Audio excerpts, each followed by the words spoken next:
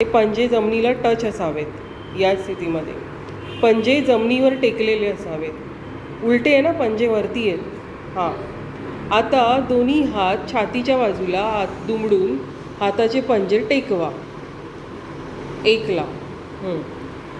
आणि इथे लक्ष द्यायचं की आपले हात आपल्या शरीराला कुठेही स्पर्श करणार नाही. आता फोरहेड टच करा, डोकं कपाळ टेका.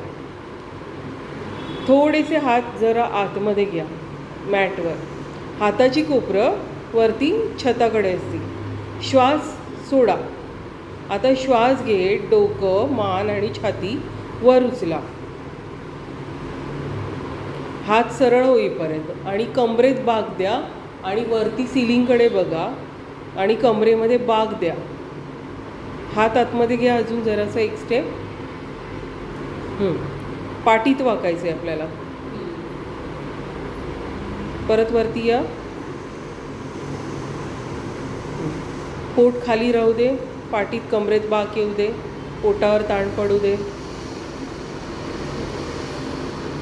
आता हे आसन आपण सोडताना श्वास सोडत कपाळ टेकायचं आहे पहिलं. Forehead touch. 2ला हनुवटी टेकायची. हात मागे. 2. हात कसे सांगितले मी? पालथे पंजे. यात करतोय शलभासन, जे मेन शलभासन आहे बेसिक ते. तर आपल्याला डावा पाय जो आहे, दोन्ही पायाचे जे टोज आहेत ते टोज टच करून ठेवायचे, टक करायचे. बोटांचा भाग जो आहे पायाच्या त्याला टेकून ठेवायचा जमिनीला. बोटांचा भाग असा असा असा हां, याला टक करणं म्हणतात. हां, आता जो डावा पाय आहे लेफ्ट लेग, त्याला श्वास घेत सरळ मांडी सकट सरळ वर उचलायचं एका रेषेत. जेवढा तो वर उचलला जाईल तेवढा. फक्त डावा, दुमडायचा नाही.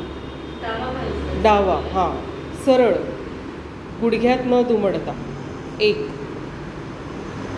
आणि ह्याला थांबायचं आहे याच्यामध्ये. 1 2 3 4 5 खाली ठेवायचं आहे. आता उजवा राईट लेग वर उचलायचा आहे. उचला. 1 2 3 4 5 खाली ठेवा. बस, रिलॅक्स.